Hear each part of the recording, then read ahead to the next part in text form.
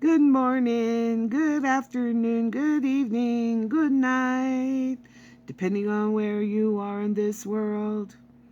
God bless you. This is Gloria White coming to you from Utah, USA. Today we are continuing in the book of 1 Corinthians in the New Testament, in the King James Version of the Holy Bible, and we are in chapter 13. And we're going to talk about love, everything it is and everything it isn't. And Paul puts it beautifully.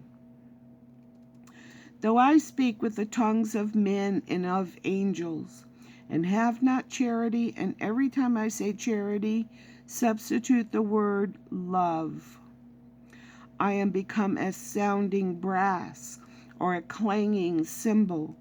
And though I have the gift of prophecy, and understand all mysteries and all knowledge, and though I have all faith, so that I could remove mountains, and have not love, I am nothing. And though I bestow all my goods to feed the poor, and though I give my body to be burned, and have not love, it profiteth me nothing. Love suffereth long and is kind. Love envieth not. Love vaulteth or lifts itself not up, is not puffed up or arrogant. Love doesn't brag. Doth not behave itself unseemly or rudely. Seeketh not her own, is not easily provoked. Thinketh no evil, keeps no account of evil. Rejoiceth not in iniquity, but rejoiceth in truth. And he goes on here in verse 7. It beareth all things, believeth all things, hopeth all things, endureth all things. Love never faileth, but whether there be prophecies, they shall fail. Whether there be tongues, they shall cease. Whether there be knowledge, it shall vanish away. For we know in part, and we prophesy in part. But when that which is perfect is come, then that which is in part shall be done away.